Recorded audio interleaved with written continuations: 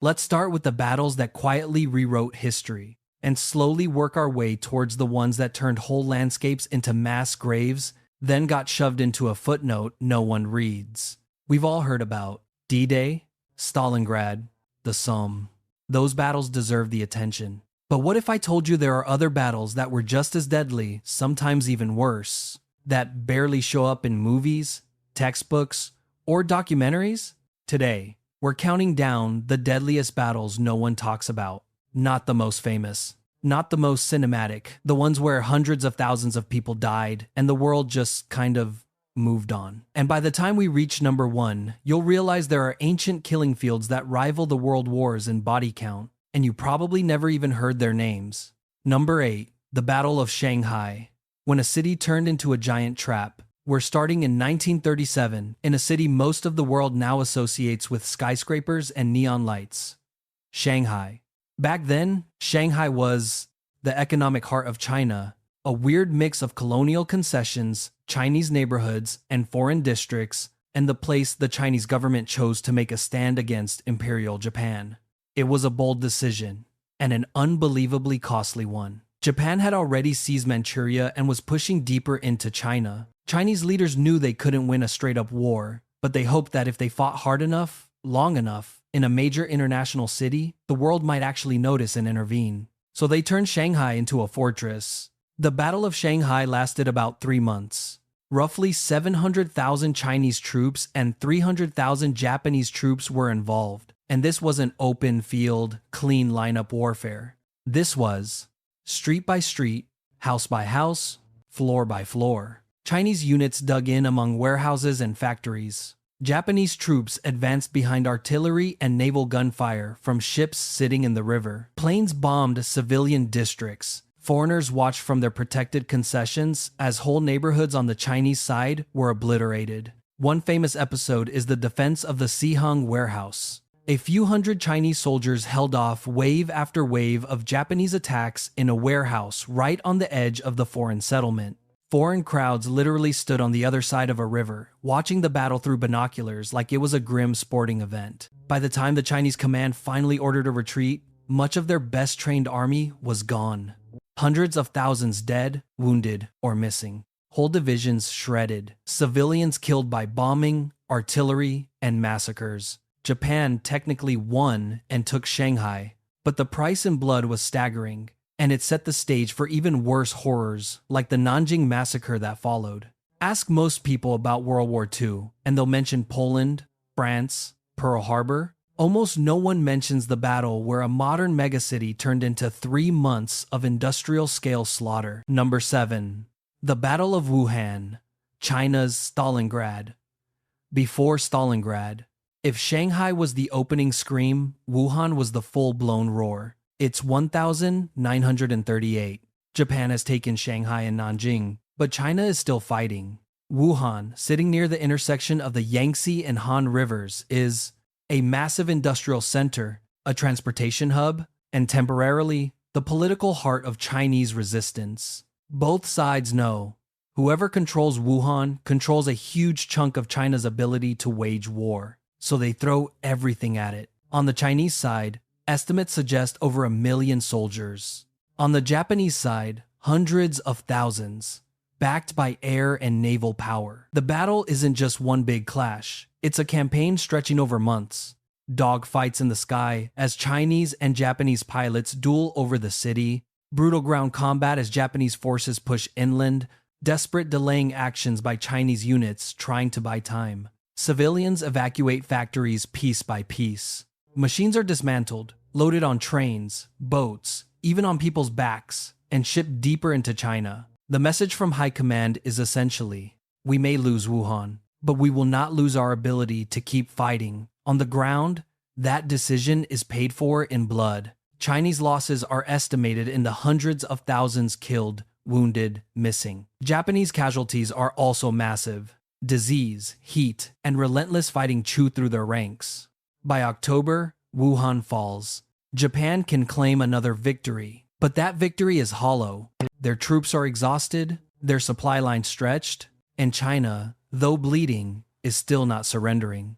You could argue the Battle of Wuhan is as important for China as Stalingrad was for the Soviet Union. A brutal, attritional fight that didn't stop the invader outright, but made sure they'd be too drained to finish the job. Yet, outside of China, most people have never heard of it. Number 6. Operation Ichi-go. The offensive no one could stop or remember. By 1944, the war in Europe was nearing its turning point. D-Day. Rome. The Red Army pushing west. In the Pacific, Americans were island hopping toward Japan. And in China, Japan launched something huge. Operation Ichigo. If you've never heard of it, you're not alone. But you should have. Ichigo wasn't just a battle. It was a massive operation stretching across central and southern China. Over 500,000 Japanese soldiers, over 1 million Chinese troops, months of constant fighting. Japan's goals were to secure a land corridor from Manchuria down to Southeast Asia, to capture airfields used by American bombers attacking Japan, and to smash what remained of organized Chinese resistance in key regions. The result? A slow grinding advance that captured major cities like Luoyang and Changsha, overran huge areas of countryside, shattered Chinese armies that were already underfed, under-equipped, and exhausted. Chinese casualties were catastrophic. Hundreds of thousands killed, many more captured, scattered, or simply disappearing as organized forces. Japanese troops also paid heavily in lives and in logistical strain, but tactically, they achieved many of their goals. Strategically, though, by 1944, Japan was already on a collision course with reality. The U.S. submarine campaign was strangling their supplies. The island war in the Pacific was draining men and materiel. Ichigo stretched their forces even thinner. They won ground. They lost time. And time, by then, was something Japan didn't have. So you end up with this nightmare situation. Entire Chinese armies destroyed, cities and civilians suffering horribly, and in the big picture of the war, the operation still doesn't change the final outcome. A vast, deadly campaign, reduced in most history books to a couple of lines. Number 5. The Huaihai campaign, the meat grinder that chose a country's future. Fast forward a few years. World War II is over. But in China, war is not. The uneasy alliance between the nationalists, Kuomintang, and the communists collapses into full civil war. By late 1948, the fighting reaches a decisive point in central China, in an area roughly around the Huai River and the city of Suzhou. This is the Huaihai campaign. The numbers are staggering. About 800,000 nationalist troops, around 600,000 Communist People's Liberation Army troops, and literally millions of peasants conscripted as porters pulling carts, carrying ammunition, hauling food. Remember, this is shortly after World War II. These are not medieval armies. They have artillery, tanks, machine guns, and the bitter experience of years of war. The communists use a brutal but effective strategy: isolate nationalist armies, cut their supply lines, surround and annihilate them one by one. Nationalist units find themselves trapped, short on food and ammo, sinking into mud and chaos. Requests for reinforcements and relief get bogged down in politics, incompetence, and plain confusion. Some nationalist commanders flee by air. Others are killed or captured with their troops. One by one, entire cordons of thousands of men at a time go under. By early 1949, the campaign is over. The nationalists have lost about 500,000 soldiers, killed, captured, or defected. The PLA also takes heavy casualties, over 100,000 killed and wounded, but they come out decisively stronger. Huaihai effectively decides the Chinese Civil War. After this, the nationalist government's main field armies are wrecked. Within a year, communist forces take major cities and proclaim the People's Republic of China. The nationalists retreat to Taiwan. So why doesn't Huaihai get the same spotlight as, say, the Battle of the Bulge? Because it happened in a post-World War II Chinese Civil War that many outside the region don't study deeply. Yet, for over 1 billion people, the outcome of this campaign shaped what their country would look like for generations. A battlefield and muddy fields and villages decided the political map of East Asia at the cost of hundreds of thousands of lives most of the world never hears about. Number 4. The Battle of the Dnieper. 4 million men and a river of bodies. When people talk about the Eastern Front in World War II, They usually mention Moscow, Stalingrad, Kursk, all gigantic, all horrific. But there's another monster, the Battle of the Dnieper, 1943. After the German defeat at Kursk, the Red Army is on the offensive. Their next objective? Push the Germans back across the Dnieper River, a massive natural barrier running through Ukraine. The scale is almost hard to process. Across its full front, the battle involves around 4 million soldiers, German and Soviet combined. The problem for the Soviets is simple and terrifying. The Germans are dug in on the western bank of the river, so the Red Army has to cross it. In many places there are no proper bridges, no boats, nothing but planks, barges, doors tied together, anything that can float. Soviet soldiers pile onto rafts, logs, improvised pontoons, and push off under. Artillery fire, machine gun bursts, air attacks. Imagine trying to paddle across a broad river while the opposite bank is basically one long firing squad. Thousands die in the water, dragged under by rifles and boots, riddled with bullets, or drowned when their makeshift craft flips. Those who make it set up tiny, desperate bridgeheads, muddy strips of land on the far bank, constantly shelled, constantly counterattacked, supplied at night by more rafts and swimmers. Each bridgehead is a little mini Stalingrad. Rubble, bodies, men clinging to a few hundred meters of ground while artillery screams overhead. The Soviet command keeps feeding more troops across. The Germans try to push them back into the river. Eventually, sheer weight breaks through. The Red Army secures multiple crossings. Kiev is retaken. The German army in the east has been pushed into another costly retreat. But the price? Estimated Soviet casualties range around 1.3 to 1.7 million killed, wounded, or missing. German losses are in the hundreds of thousands. 4 million men fought over a line of water. What's left behind is destroyed villages, burned fields, shattered cities, and countless bodies in the river mud. Yet, outside of Eastern European history buffs, almost no one knows the name of this operation. It's often summed up in books as Soviet forces crossed the Dnieper, as if it were just walking over a bridge. Number 3. The Battle of Mursa Major, Rome's Civil War self-own. Let's go back more than 1,600 years, to a time when the Roman Empire was still officially in charge of a giant chunk of the known world. But internally, things were not great.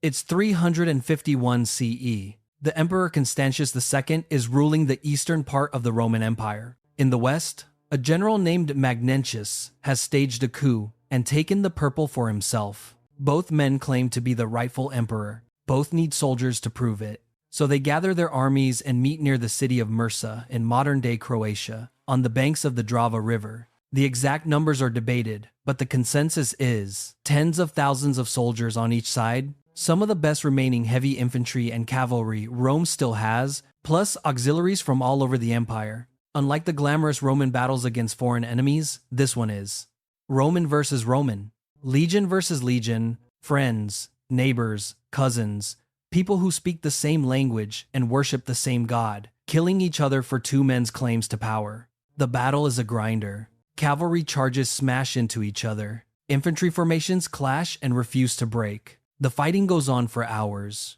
When it finally ends, Constantius wins. Sort of. He's still standing. Magnentius withdraws and will eventually lose the war. But the victory is what historians love to call a Pyrrhic victory. The kind of win that feels suspiciously like losing. Ancient sources suggest around 50,000 Roman soldiers died in this single engagement. 50,000 Romans. Not in some heroic stand against barbarians, but killing each other in a field in the Balkans. The empire never really recovers. Every soldier killed at Mursa is one less man to defend the borders against Germanic tribes, Persians, and all the other forces pushing at Rome's frontiers. So why don't we see movies about Mursa? Because it's messy. There's no clear good Romans versus bad barbarians, just an empire bleeding out its own future in yet another civil war. Number 2. The battles for the Al-Faw Peninsula, the modern world's forgotten slaughterhouse. Now we jump to the late 20th century, to a war that often gets mentioned but rarely explored in detail, the Iran-Iraq War 1980–1988. On maps, it's a squiggly border between two countries. In reality, it was 8 years of trenches, chemical weapons, human wave attacks, and brutal stalemates. One of the worst corners of this nightmare was the fight for the Al-Faw Peninsula. Al-Faw is a narrow strip of land in southern Iraq, controlling access to the Persian Gulf. Whoever holds it can threaten enemy shipping, control vital oil export routes, and claim a major strategic advantage. In 1986, Iran shocks the world by capturing Al-Faw in a surprise offensive. Revolutionary Guards and Basij volunteers slog through marshes, cross waterways at night, and overrun Iraqi positions. For Iraq, losing Al-Faw is an embarrassment and a serious threat, so they decide to take it back, no matter the cost. What follows over the next couple of years are some of the most brutal battles of the entire war. Artillery barrages turn the peninsula into a mud and metal blender. Chemical weapons are reportedly used to break Iranian defenses. Infantry advances through minefields and swampy terrain. Bodies sink into the marshes and are never recovered. Counts vary, but we're talking tens of thousands of casualties on both sides. Whole battalions chewed up, boys barely out of school, uniforms thrown into human wave assaults. Elite Iraqi Republican Guard units taking horrifying losses to claw back ground. When Iraq finally retakes Al-Faw in 1988, they celebrate it as a major victory. But the victory is built on a peninsula that has essentially become a graveyard. The wider world barely notices. There's no big Hollywood movie about soldiers in gas masks stumbling through marshes under artillery fire in a place most viewers can't find on a map. But for the men who fought there, and for their families, Al-Faw might as well have been Verdun with palm trees. Number 1. The Battle of Changping. When an ancient state erased an entire army. Our final stop is over 2,200 years ago, during China's Warring States period, a time when multiple regional kingdoms were fighting for control of the land that would eventually become a unified China. The two key players in this story are Qin, a rising, ruthless Western state with a powerful army and ambitious reforms; Zhao, a strong northern state with tough soldiers and a proud martial tradition. The year is 262 BCE. A dispute over territory spirals into a massive war between Qin and Zhao. The conflict centers on a region near Changping. Over time, both sides keep sending more troops, more supplies, more commanders. The armies swell, hundreds of thousands of men on each side, possibly close to 1 million combined, according to some traditional sources. This isn't a quick clash. It drags on for years, skirmishes, sieges, maneuvering. Eventually, Qin pulls a trick. They replace their cautious general with a more aggressive one, Bai Qi. Use deception to lure the Zhao forces into a bad position, cut off their supply lines. The Zhao army, reportedly hundreds of thousands strong, finds itself encircled, starving, with no real hope of relief. After a long siege, with food gone and morale collapsing, the Zhao commander is forced to surrender. And this is where Changping goes from big ancient battle to absolute horror story. According to traditional historical accounts, the Qin army separates the young and strong Zhao men from the older and weaker. The older ones are killed or enslaved. The roughly 400,000 younger soldiers, the surrendered core of Zhao's army, Bai Qi reportedly orders them all executed. Not ransomed, not released, not integrated, mass killed. Some accounts describe them being tied up and buried alive in huge pits. Others speak of systematic slaughter. Even if the numbers are exaggerated, which ancient chroniclers sometimes did, the scale is still nightmarish. An entire generation of Zhao's fighting men wiped out in one decision.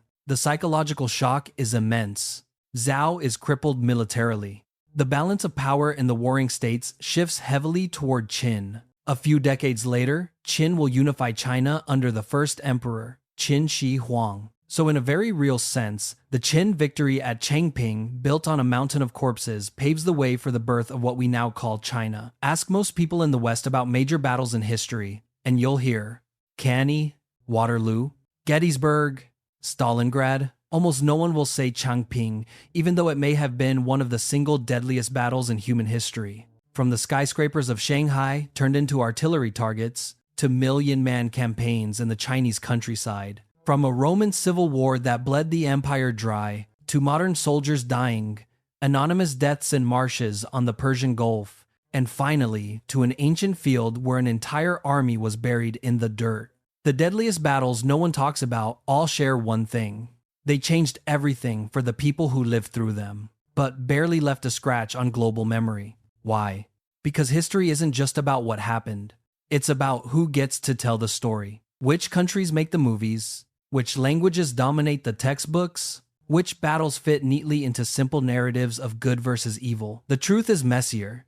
Some of the worst killing fields in history are overshadowed by even bigger wars, hidden in civil conflicts, or buried in sources written in languages most of us never read. But the bones are still there. So, which of these battles shocked you the most? Had you heard of any of them before this video? And more importantly, do you think we should remember these forgotten slaughterhouses? Or let them fade back into the darkness? Let me know in the comments. If you enjoyed this journey into the hidden side of history, we've also covered the deadliest plagues in human history, the most ruthless warlords in human history, and the most terrifying lost civilizations on Earth. Thanks for watching, and remember, when you walk across a quiet field or scroll over a random place on a map, you might be looking at the site of a battle that once rewrote the fate of millions, then got almost completely erased from the story.